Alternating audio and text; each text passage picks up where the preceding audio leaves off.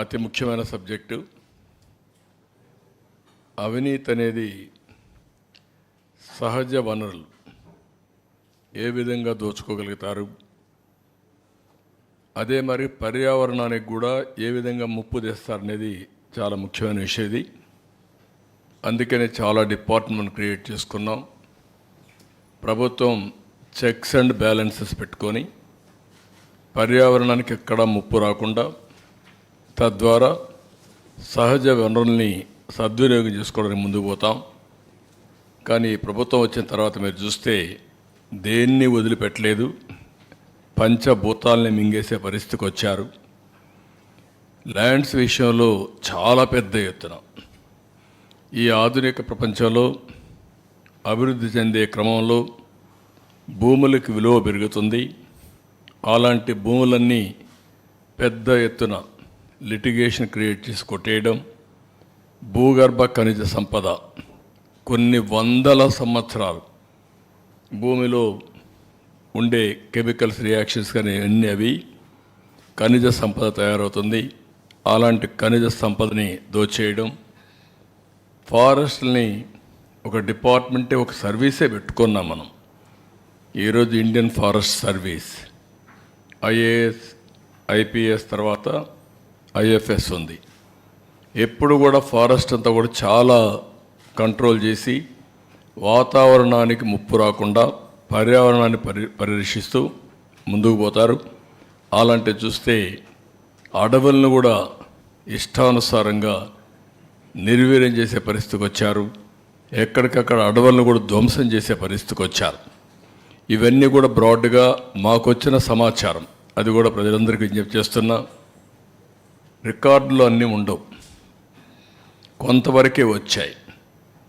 వాస్తవంగా దీనికంటే కొన్ని రెట్లు, ఎన్ని రెట్లని కూడా చెప్పలేను. డబుల్ ఉన్నాయా, త్రిబుల్ ఉన్నాయా, 4 times ఉన్నాయా, వాస్తవాలు అక్కడి నుంచి వస్తే తప్ప మనం అన్నీ కూడా వాస్తవాలను ఎస్టాబ్లిష్ చేసే పరిస్థితులు లేవు. అది నేను అప్పీల్ కూడా చేస్తాను పబ్లిక్కి. వారు అప్పీల్ చేసిన తర్వాత ఏం చేయాలని నిర్ణయిస్తాం. నెక్స్ట్, ఇక్కడ ల్యాండ్ భూములు, అదే మరిగా మైన్స్ మినరల్స్, అదే మరిగా అటవీ సంపద, ఈ 3 విషయాలు కూడా కూలంకుషంగా ఈరోజు మనం చర్చిస్తున్నాం. నెక్స్ట్, ఇక్కడ చూస్తే ఒక వినూత్నమైన పందా ఎంపిక చేసుకున్నారు నేరస్తులు. అందులో కూడా ఆర్థిక ఉగ్రవాదులు ఎలాంటి పందాన్ని ఎంపిక చేసుకుంటారు కొనికి ఇది ఒక ఉదాహరణ.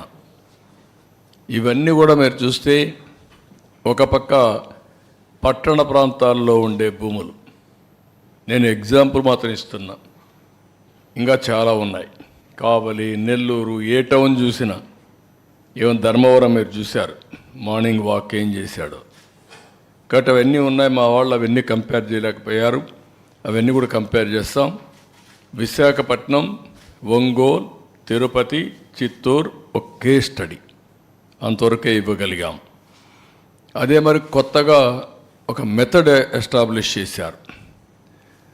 హౌస్ సైట్స్ పేరుతో ఎక్కడికక్కడ ఇష్టానుసారంగా అధికార దుర్వినియోగం చేసి ఆ కొండే భూమిని ముందే వీళ్ళు కొంటారు. ఒక స్మాల్ ట్రాన్సాక్షన్ చేస్తారు.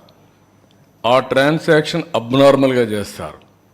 అదే మార్కెట్ రేటుగా చూపిస్తారు. దానికి 2.5 times డబ్బులు ఇస్తారు. అంటే ఇది ఒక పెద్ద ఫ్రాడ్ చేసే పరిస్థితికి వచ్చారు. అవి కూడా ఎక్స్ప్లెయిన్ చేస్తాం కొన్నిటి వరకు. ఇంకొక పక్కన వీళ్ళ ఆఫీసులకి ఇచ్చేటప్పుడు అన్ని ఆఫీసులకి ఇవ్వాలి.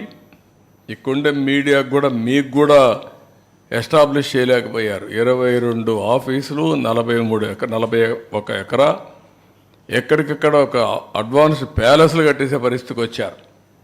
ప్రజాస్వామ్యానికే గంతలు కట్టే పరిస్థితికి వచ్చారు. మీ అందరూ కూడా ఎవరు ఎక్స్పెక్ట్ చేయనటువంటి పరిణామం తీసుకొచ్చారు. ఇంకొక పక్కన అసైన్మెంట్ ఆఫ్ ల్యాండ్, అనర్హులకి, వీళ్ళ కార్యకర్తలకి, వీళ్ళ ఎమ్మెల్యేలు, వీళ్ళ బినామీలకి ఇష్టానుసారంగా అసైన్మెంట్ ఆఫ్ ల్యాండ్స్ అన్నీ ఇన్ఎలిజిబుల్ పర్సన్స్కి ఇచ్చారు. ఇంకొక పక్కన మీరు చూస్తే అసైన్డ్ ల్యాండ్స్, ఇది చాలా నేరం. పిఓటి కింద. అలాంటి భూమిని వేరే వాళ్ళు ముందు కల్టివేట్ చేసుకొని వాళ్ళు రికార్డ్ చేసుకుంటే దాన్ని ఫ్రీ హోల్డ్ చేసి రెగ్యులరైజ్ చేశారు. అంటే ఇది ఎంత ప్రమాదం అంటే అంత ప్రమాదం, అలాంటివి చేశారు.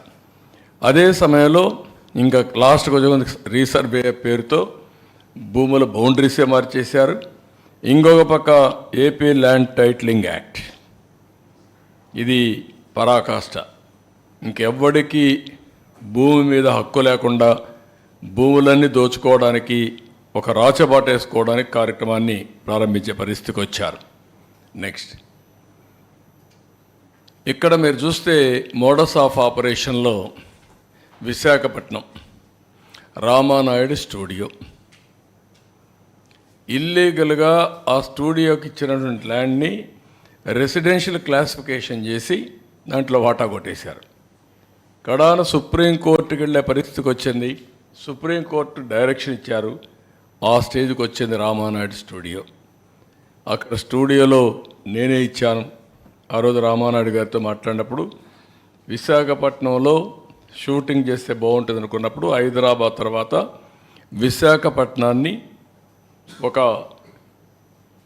సినిమా షూటింగ్లకు ఉపయోగించే విధంగా చేయాలనే ఉద్దేశంతో ఇచ్చాం. మంచి ప్లేసెస్ ఉన్నాయని అలాంటి దీంట్లో ఇది చేసే పరిస్థితికి వచ్చారు. ఇక్కడ హైగ్రీవా ల్యాండ్స్, ఇది మీరు చూస్తే 12 ఎకరాల 51 సెంట్లు. ఇది ఎప్పుడో ఆ ల్యాండ్ని వాళ్ళకు ఇచ్చారు ఓల్డేజ్ హోమ్కి. దాన్ని రెసిడెన్షియల్ డెవలప్మెంట్కి మార్చి ఎంవివి సత్యనారాయణ ఎంపీ కోటేసే పరిస్థితికి వచ్చాడు. ఓల్డేజ్ హోమ్ను కూడా వదిలిపెట్టలేదు కడాన. మామూలు భూములు కాదు ఇవన్నీ, అలాంటి గనులు అన్నమాట వీళ్ళు.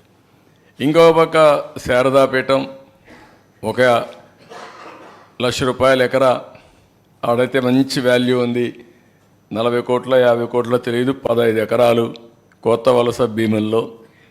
ఇంకొక పక్క షాహీ హియరింగ్ కేర్ అని 1 ఎకరా 15 కోట్లుంటే ఫ్రీగా వీళ్ళ సొంత సొమ్ము అయినట్టు దానం చేసే పరిస్థితికి వచ్చారు.